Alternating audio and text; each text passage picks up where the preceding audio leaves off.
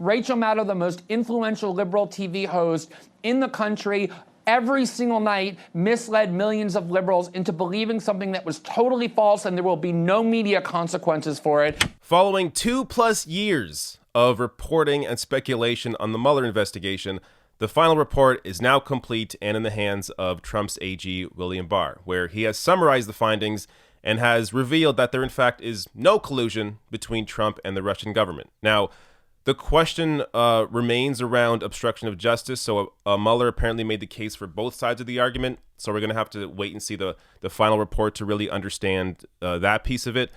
But this debate around Trump and Russia rages on.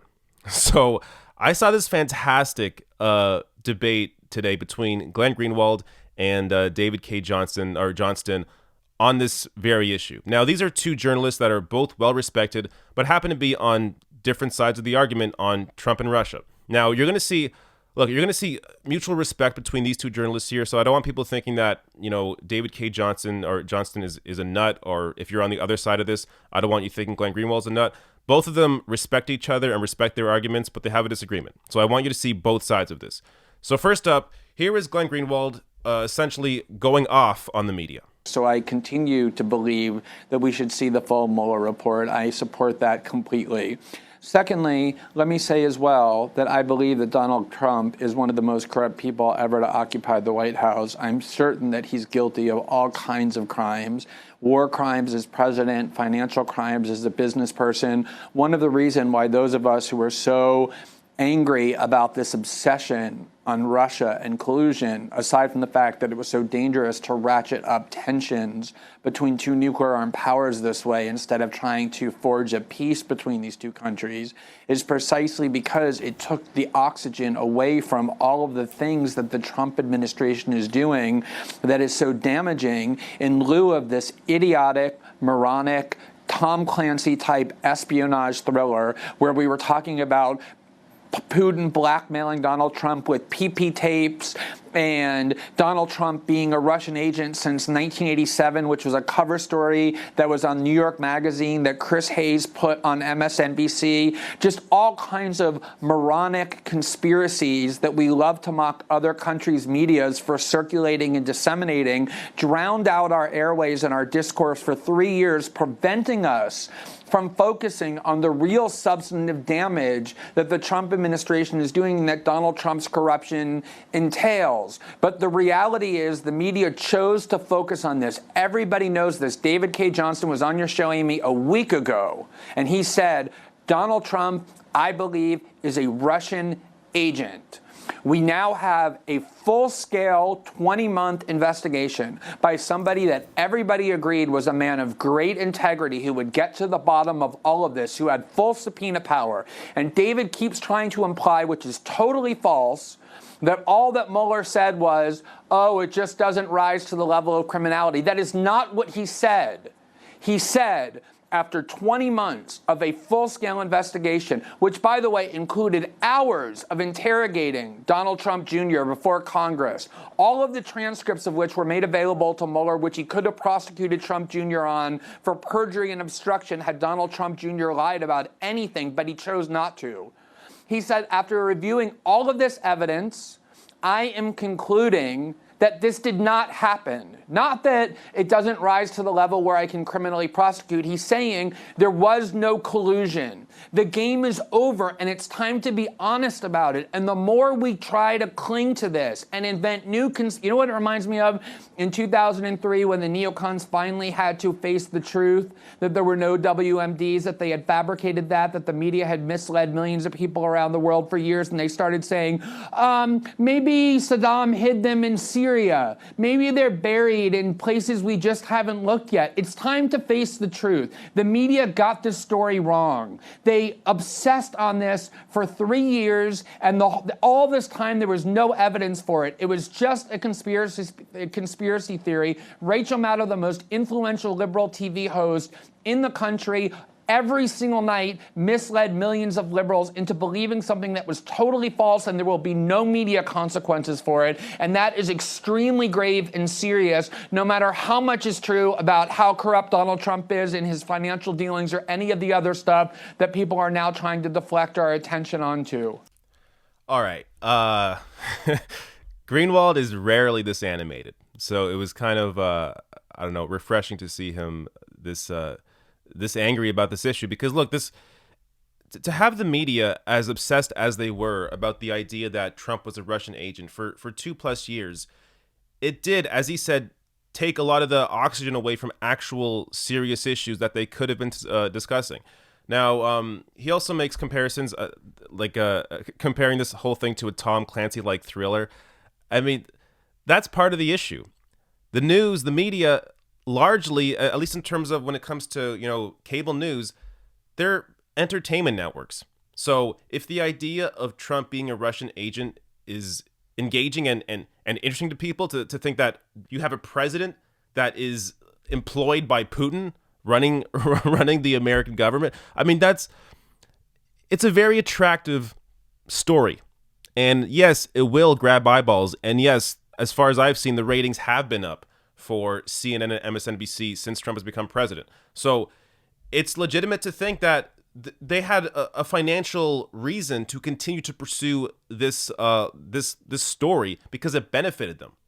Now, also the comparison to the fabrication around WMDs, I think Matt Taibbi had a story about this in Rolling Stone, where there was this entire media essentially brainwashed by the idea that Saddam Hussein had WMDs, and there really was no proper fallout for the media on that. So the people that had been pushing that conspiracy, that entire narrative that was not based in reality, nobody in the media paid the price for lying about that for years.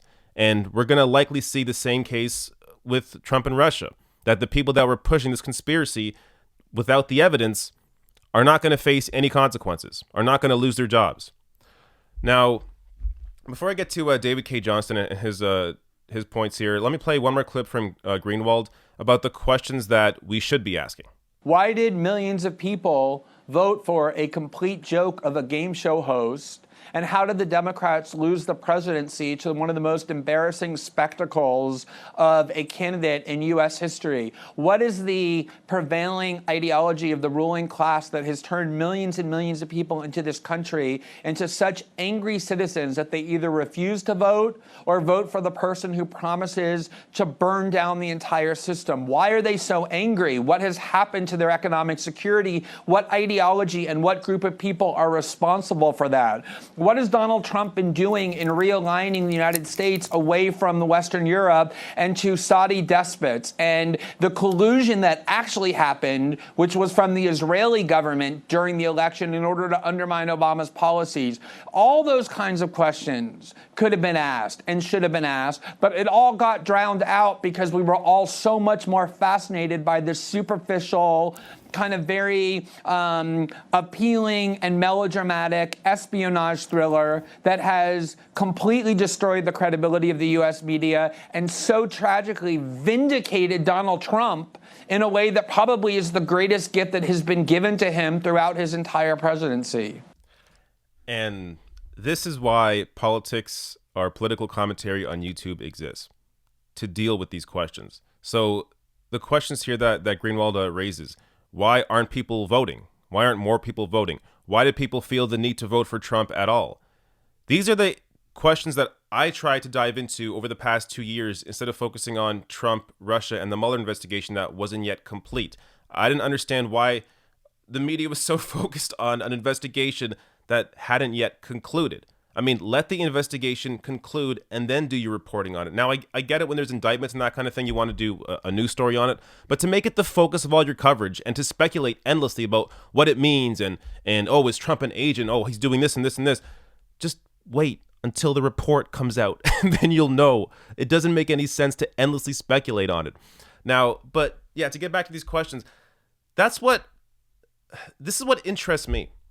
What drives people to vote? What drives people to vote for Trump? What drives people to not vote at all, not pay attention at all? And how do you get the attention of those people? That's what interests me. So these are the questions that hopefully now, other media outlets will start exploring a little more. How do you actually excite voters? And maybe look at some candidates out there that are getting voters excited. People like Bernie Sanders, who right now, he held a rally in LA that brought out, I don't know, like 20,000 people. He's had multiple rallies now. All of them have been over 10,000 people attending. Have you seen much, if any, reporting on that in mainstream press? Because I haven't. So that's the kind of thing that should interest the media. Okay, why are these people coming out to support Bernie? What makes them interested in politics? Did they vote last time? Who did they vote for last time? So these are the kind of questions that are actually interesting and can lead to results and lead to a more informed electorate by understanding exactly what people connect with. Now, let me go to a clip here of David K. Johnston making his case for essentially why Trump is a criminal. Well, I think that the Congress is going to continue to press for answers and to see the full Mueller report. There are all sorts of other issues beyond this that need to be thoroughly investigated, and we've been in the forefront, and I have in my writings and TV appearances of pressing that we need to be understanding what Trump is doing to corrupt our government and damage our Constitution. So yes, I expect those to go forward. And we need to also remember that Donald Trump's a man whose experience right within the period since the campaign shows that crime pays. He ripped off people with Trump University for $40 million. He didn't pay any penalty. He only had to return $25 million of the $40 million. Donald Trump's life experience is crime pays. He's he owned the only casino in which there is a known case of cheating customers in Atlantic City, was at Trump's Castle. And so, we need to recognize we have a man in the White House who is a third-generation head of a white-collar crime family. But I also think firmly that we need to understand his relationship and his attitudes and his treatment regarding the Kremlin, which is a hostile foreign power that was attacking our elections. Mueller's report, as explained by Bill Barr, says they were attacking our election. And Donald Trump encouraged that attack. That should disturb us deeply. All right, so let me address the last part there before I get into the other aspects of what David K. Johnston just said. I keep saying Johnson. David K. Johnston just said. So look, what did Russia do? So you have the WikiLeaks emails, you have Facebook posts, you have Twitter accounts. Is that what really swung the election? Why was the election even close to begin with? How the hell? I mean, yes, I understand that Hillary, won 3 million more votes, but how was the election close at all? These are the real questions that we have to understand. So even if, okay, according to this report, Trump did not collude with the Russian government. So regardless of all of this, Russia is still going to try and somehow affect the American election. Okay, then deal with that separately. That doesn't mean that it's an issue only because Trump was maybe colluding with them. No, deal with the issue of another country trying to meddle in your election. Sure, that's a serious issue you can discuss. But to only be concerned with this because Trump may be involved in it is just, to me, absurd. So there are actual underlying issues that people need to understand for why voters would go out and actually vote for somebody like Donald Trump and why Hillary was such an unpopular candidate. These are questions that have answers that could actually lead to a more unified democracy. But at this point, with people distracted with the idea of, oh, Trump only won because of Russia, it's just completely insane. And networks like MSNBC have been using it as an excuse to try and say, oh, no, Trump or Hillary would have won if it wasn't for Russia. Just nuts. Hillary lost the election because she was a terrible candidate. That's what the discussion here should actually be about. Now, to the beginning of David K. Johnston's clip, yeah, Trump is a criminal. There's more crimes that he has definitely committed, like financial fraud, that have yet to be properly investigated and pursued. So, yes, Trump is a criminal. That doesn't mean that the potential of him colluding with the Russian government should be the focus. How about focusing on the things that are more obvious of where his criminal activity is? So while I understand David K. Johnston, and look, you're going to see a more detailed argument on why he thinks Russia or why he thinks Trump worked with Putin in a minute here. Again, I don't agree with him, but you're going to see his argument. But I just don't get this whole story, which is why I barely covered it, because it's just, I don't find it interesting. There are other stories that are a lot more interesting to me. Now, let me go to two more clips here. This one's Greenwald talking about evidence against Trump and how he is not a Kremlin stooge. I mean, David and I have known each other for many years. We have respect for each other's work. I mean, I'll be presumptive enough to say that I certainly have respect for his.